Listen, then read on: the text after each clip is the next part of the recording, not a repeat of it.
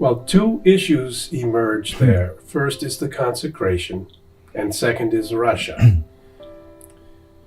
People believe that there was an attempt to consecrate Russia many times, even by Pius XII, then again by particularly the great moment in 1984 by John Paul II, but then even an affidamento again in the year 2000. I was present that day. The entrustment, not the consecration. But then people say none of these were precisely naming Russia. So there's a great debate in Catholic circles. Did John Paul carry out the consecration of Russia to the Immaculate Heart when he said, I consecrate the whole world? Or still has the consecration not been made and you think it should be made? Well, we have to simply to read the text of his consecration from 84, and there he does not mention Russia explicitly. And so, at least we can say he did the consecration in an imperfect form. Evidently imperfect. It was not perfect.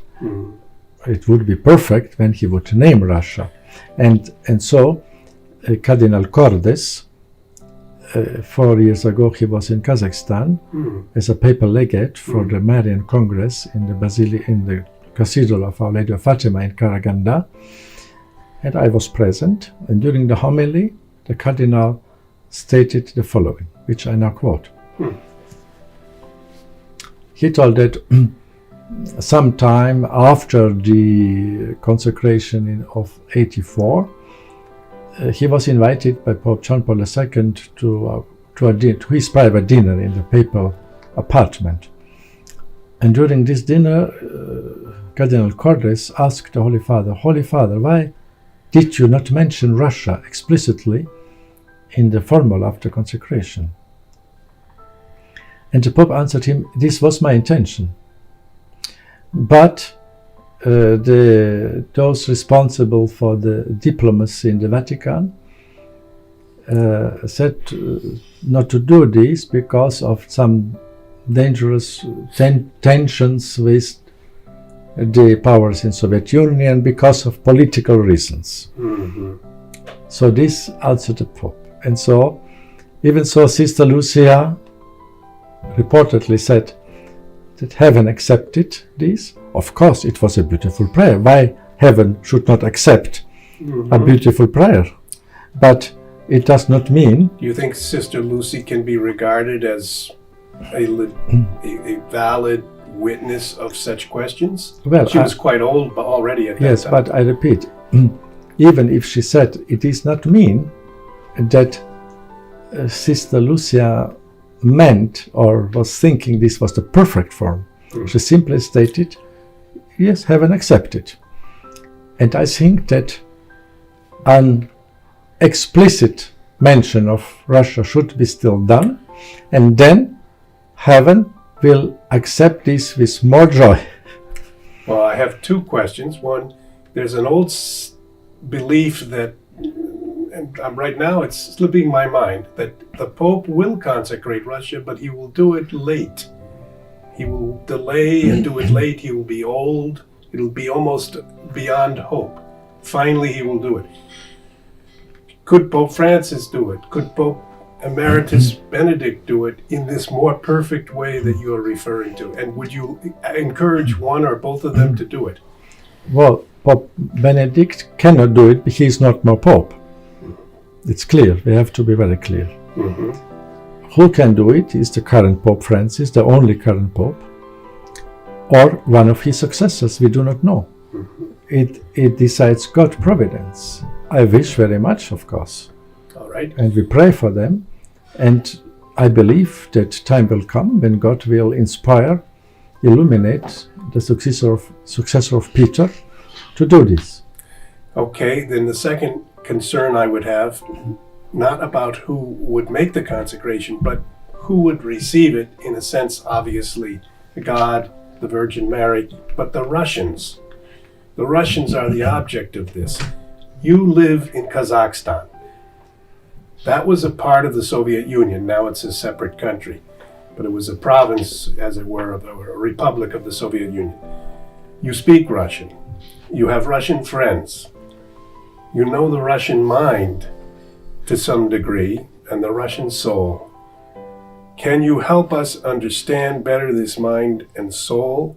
Is it possible that Russia, which was atheist for 70 years, can experience a conversion, a religious revival? Is it happening now?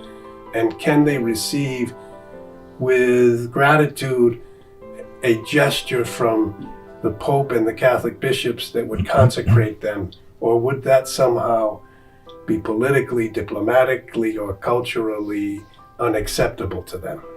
I think that today the political situation is different as in the communist time.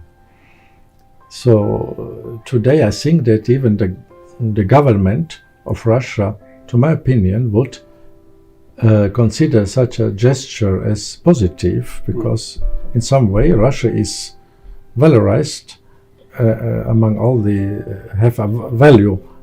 When you mention Russia explicitly, only Russia, for example, it is obvious for a politician that it is in some way profitable for the reputation of his country. Simply pragmatical thought. And therefore I cannot imagine that the Russian government would be against. The contrary, I think. Then the Orthodox Church, I think, should also be happy, because the Russian Orthodox Church is one of the most Marian Christian churches in the world, because they have every day a special title of an icon which they venerate of Our Lady. And so a profoundly Marian church, the Russian Orthodox Church, and therefore if the first bishop in the world, this is the successor of Peter, and they recognize, even though they are not canonically ready to be in communion with the Holy See, but the Russian Orthodox Church recognizes that the Pope is the successor of Peter, and he is the first see, apostolic see in the Christian world. And so and when he will entrust or consecrate Russia and the Russian Church to the care of Our Lady, of the Mother of God, or her Immaculate Heart, I think they should be happy, because this is a prayer. Even when we are even not yet canonically united, we can say to one another, please pray for me. I have a lot of Orthodox friends, and they say, pray for me. I say, pray for you. This we can do. And when the Pope, the first bishop in the world, in the apostolic succession,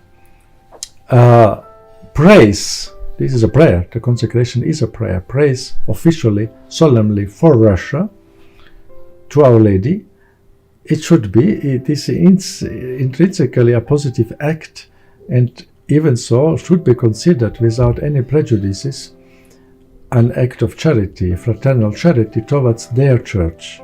So they should consider this in this way, and I hope that could be explained to them before the consecration should take place in the future, these aspects to the government and to the Patriarchate, and even why not to invite representatives of the Russian Orthodox Church to be present to this act of the solemn consecration of Russia to the Immaculate Heart of Mary.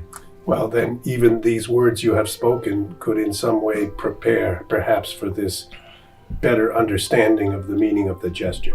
There might be one impediment: the Greek Catholic churches. Could they be opposed to a consecration of Russia? No, they would never be opposed. I know this for sure. Why they should be opposed? That this is the request of Our Lady, Fatima. All right. They are Catholics.